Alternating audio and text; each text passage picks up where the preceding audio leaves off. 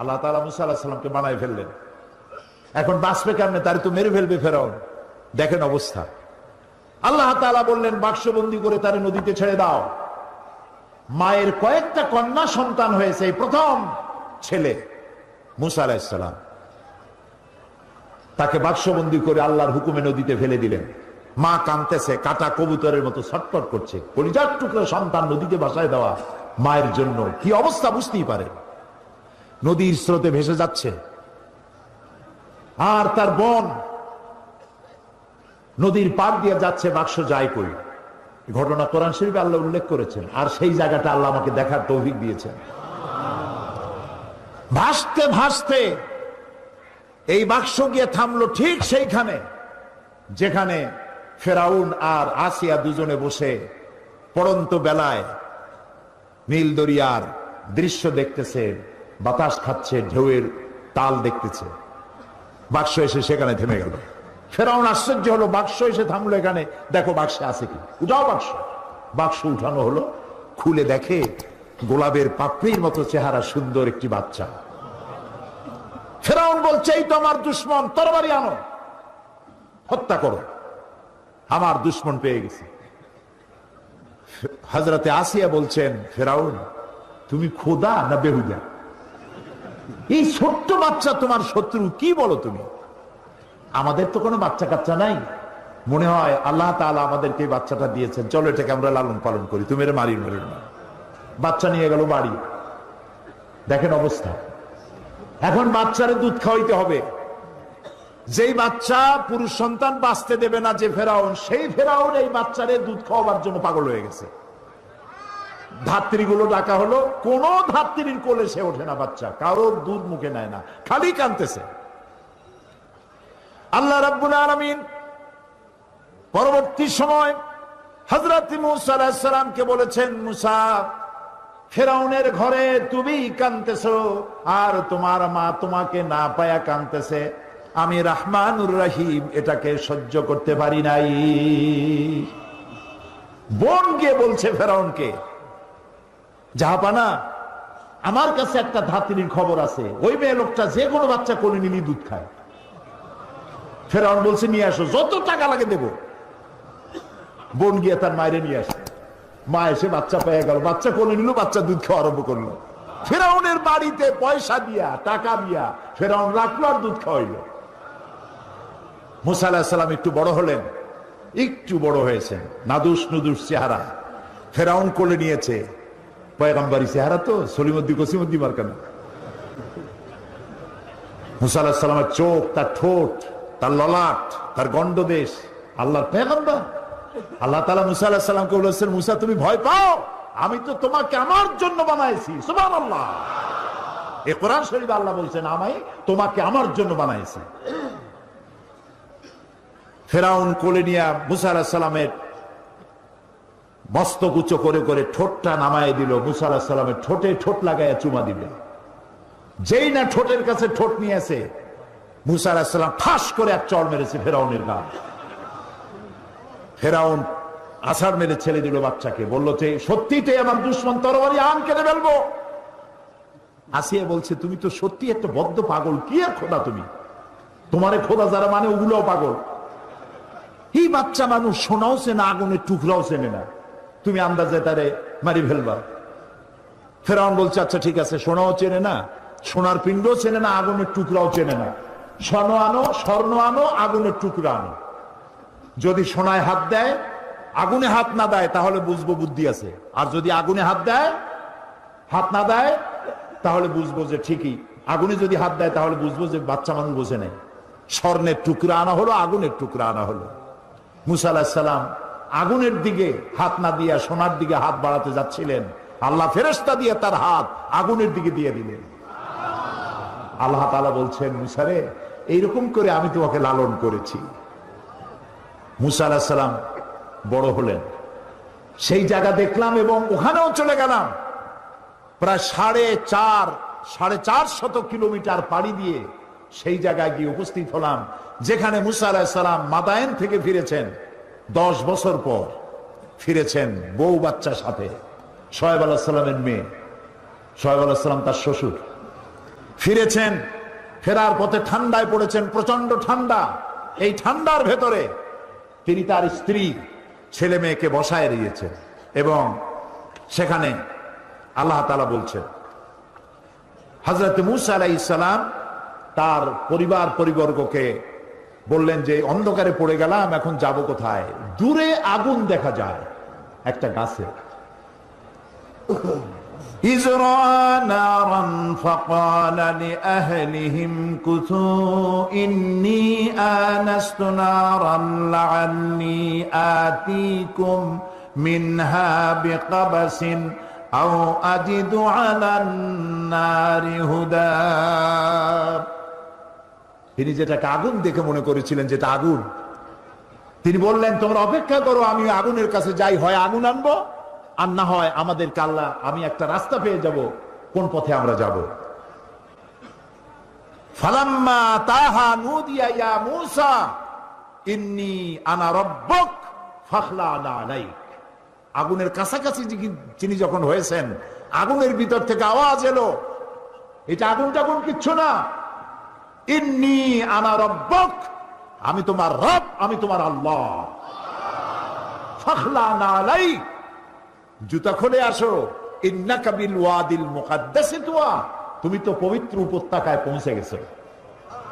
ওয়াদি আরবিতে বলা হয় ওয়াদি, বাংলায় বলা হয় উপত্যকা। দুই পাহাড়ের মাঝখানে সমতল জায়গাকে উপত্যকা বলা হয়। আমরা সেখানে গেলাম, উপত্যকায় ওয়াদি মুকাদ্দাসে যাওয়ার আগে আমার এই আয়াত মনে পড়েছে। আল্লাহ তাআলা বলছেন ফাখলা'না আলাইক ইন্নাকা বিল ওয়াদিল মুকাদ্দাসি তুয়া। মূসা আলাইহিস সালামকে আল্লাহ বলছেন জুতা খোলো, আমি ভরসটে জুতা আগেই খুলে ফেলেছি।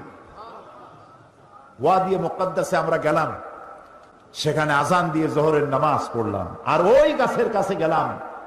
সে গাছটা এখন নাই, কিন্তু যেখানে আল্লাহ তাআলা মূসা আলাইহিস সালামের সঙ্গে কথা বলেছিলেন সেই জায়গায় পৌঁছে গেলাম। আমার জীবন ধন্য হলো, সেই জায়গাটি দেখতে পেলাম যেখানে আল্লাহ কথা বলেছেন মূসা আলাইহিস সালামের সাথে।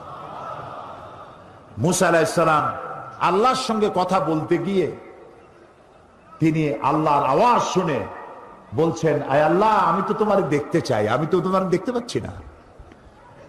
রব্বি আরিনি, আয় আল্লাহ, আমি তোমার দেখতে চাই। আল্লাহ তাআলা বললেন লান তারানি, কখনো তুমি আমাকে দেখতে পারবে না। মূসা আলাইহিস সালাম আবদার করলেন, আল্লাহ, আমি তোমার দেখতে চাই।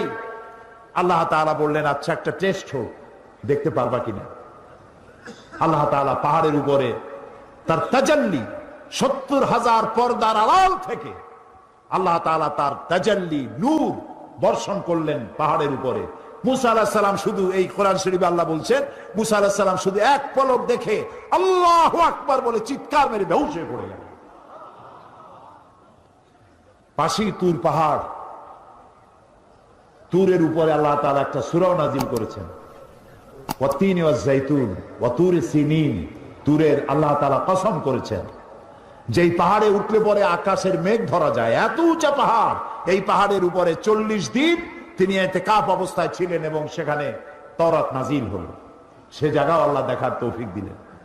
এরপরে মূসা আলাইহিস সালামের সঙ্গে সংগ্রাম ছিল যেই ফেরাউন, সেই ফেরাউনকে দেখার ইচ্ছা হলো আমার, যে শয়তানটার একটু দেখি। ৪০ পাউন্ড জাদুঘরে ঢুকতে লাগে, শয়তান তালাশ করতেছি, পাই না। জিজ্ঞেস করলাম যে আসল শয়তানটা কই? বললো সে তো দোতলায়। ওইটারে দেখতে গেলে আরো ৪০ পাউন্ড দরকার। সে পয়সাও দিলাম দেখার জন্য। উপরে যখন গেছি যায় দেখি এরকম একটা বড় বাক্স, গ্লাসের বক্স, এর ভিতরে মিস্টার ফেরাউন শীতই শুয়ে আছে।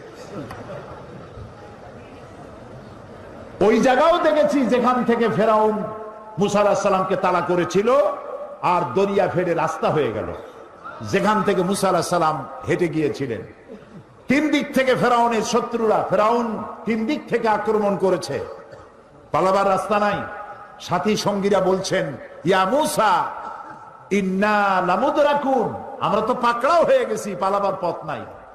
হযরতে মূসা আলাইহিস সালাম বলেন, কাল্লা রব্বি সায়াহদিন, কখনো নয়, চিন্তা করো না, আল্লাহ রাব্বুল আলামিন আমাদের জন্য পথ বের করে দেবেন। লক্ষ্য করছেন, তিন দিকে শত্রু, একদিকে দরিয়া, পালাবার কোনো রাস্তা নাই। হযরত মুসা আলাইহিস সালাম বলছেন, ভয় পাইও না, পথ দেখায় দেবে কে? বলে আল্লাহ পাক পথ দেখিয়ে দিবেন। রাস্তা তৈরি হয়ে গেল। মুসা আলাইহিস সালাম রাস্তার ভিতর দিয়া চললেন, দরিয়ার অর্ধেক পর্যন্ত এসেছেন। ফেরাউন তার দলবল নিয়ে এসে দেখে বিশাল রাস্তা, ওই রাস্তা দিয়ে ওরাও নামছে।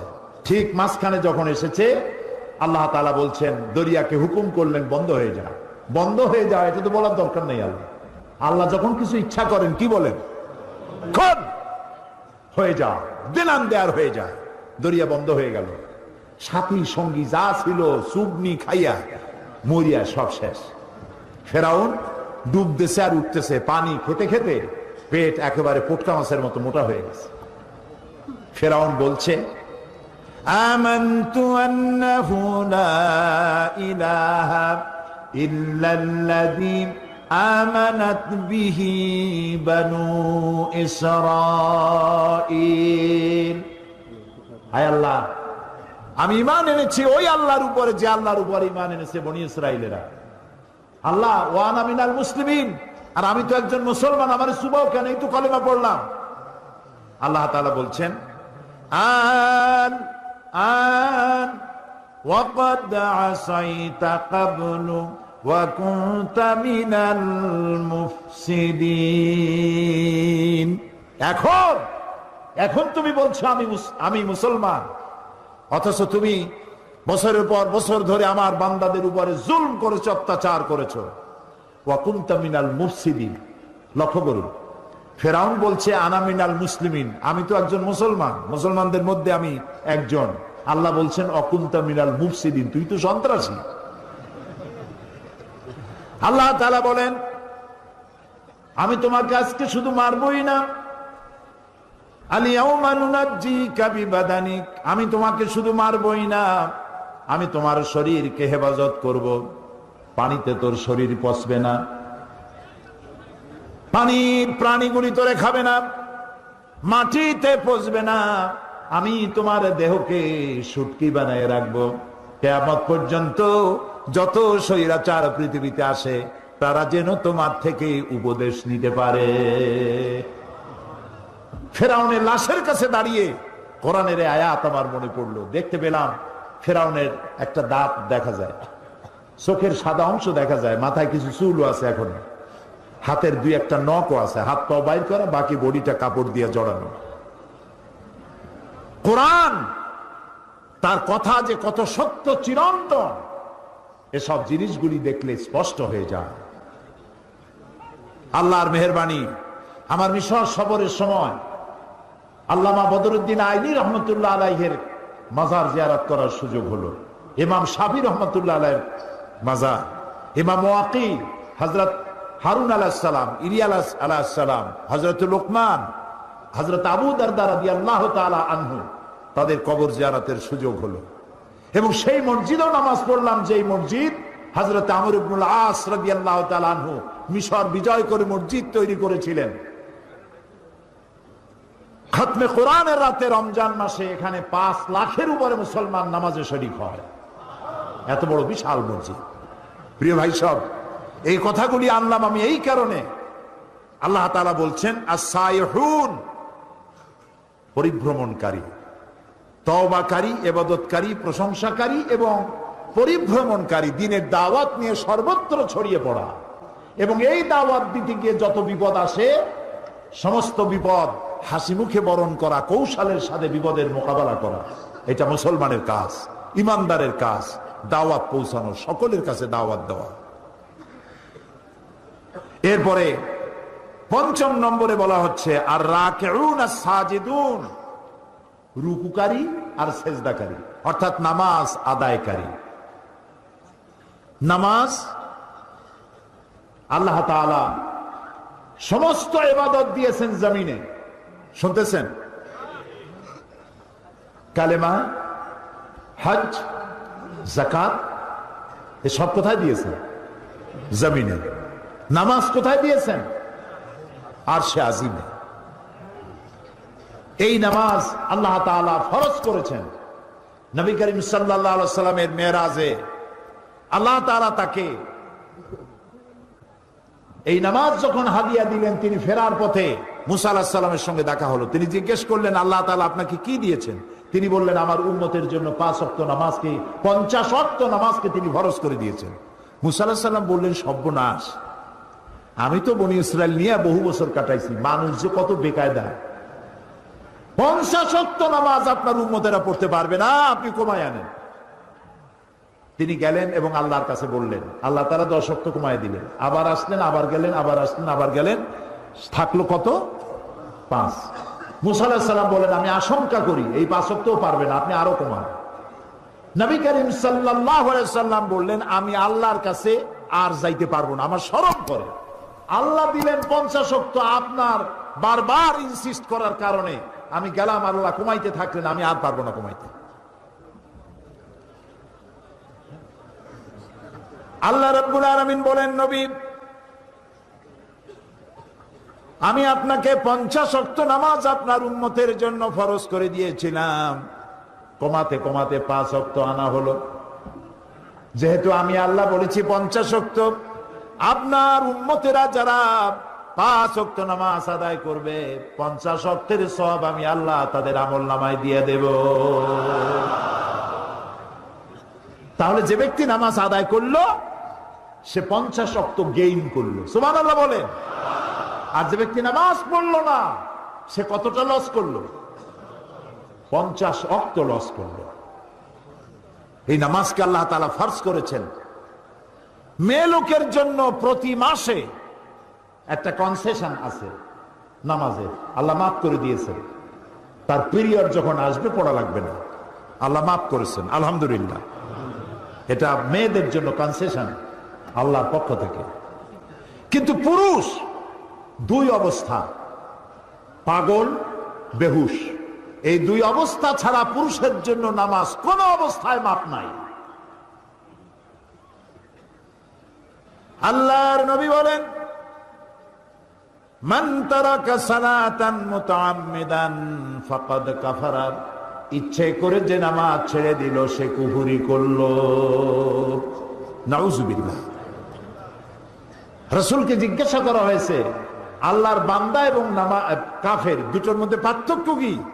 রাসূলুল্লাহ বলেছেন, নামাজ। নামাজ, যে ব্যক্তি নামাজ পড়লো সে ব্যক্তি আল্লাহর বান্দা, যে নামাজ পড়লো না সে কুফরি করলো। নামাজ না পড়া কুফরি, নামাজ না পড়া কি? রাসূলুল্লাহ বলছেন, লা দীনা লিমান লা সালাতা লাহু, যার কাছে নামাজ নাই তার কাছে দ্বীন নাই, ঈমান নাই, চরিত্র নাই, কিচ্ছু নাই।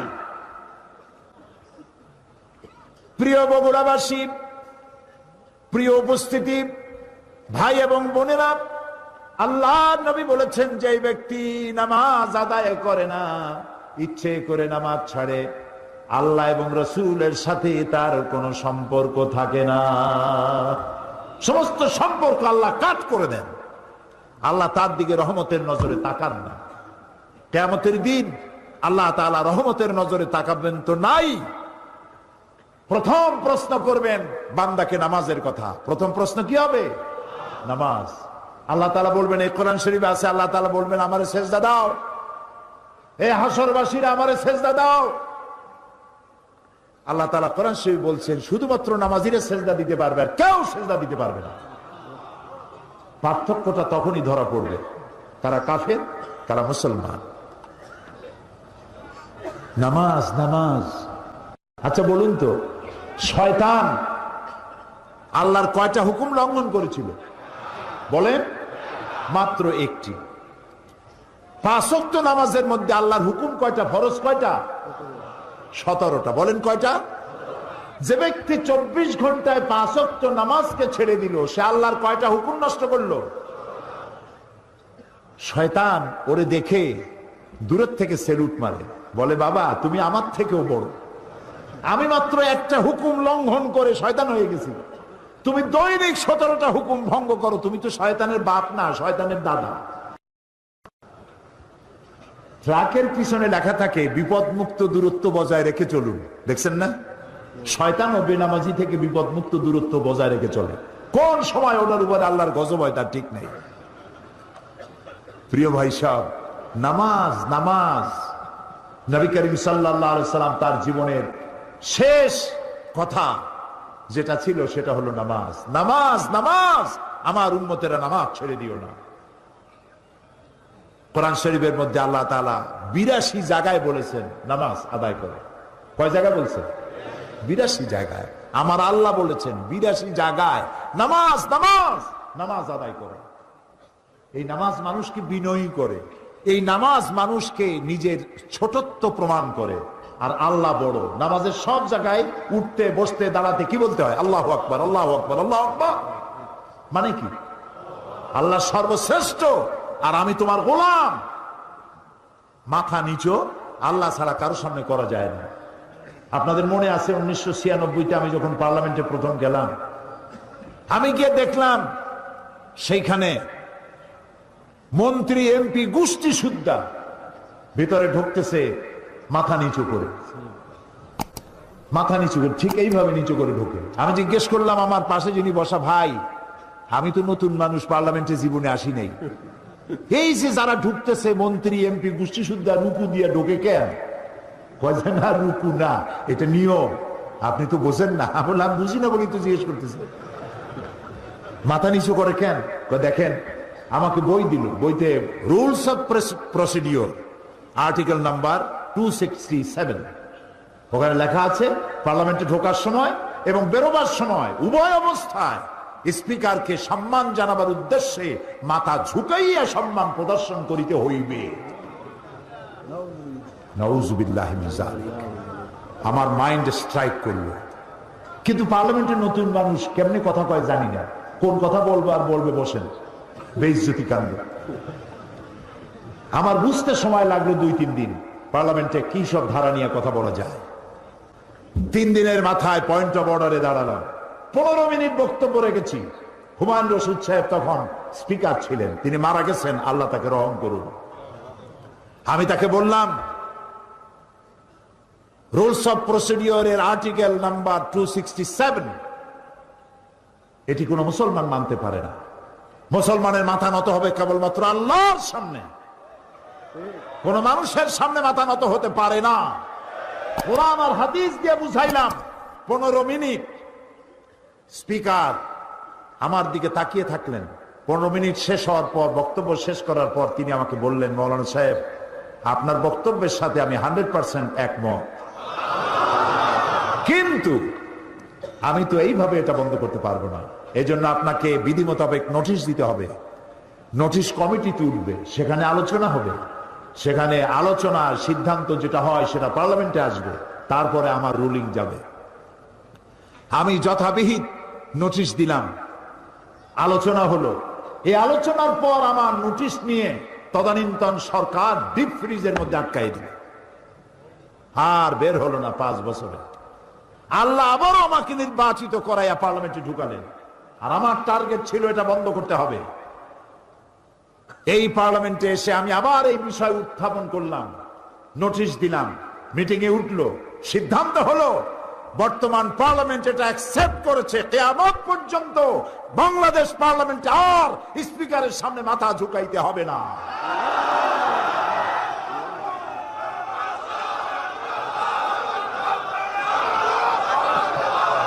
প্রিয় ভাই সব, মানুষ মুসলমান মাথা নত করবে কেবলমাত্র কার সামনে?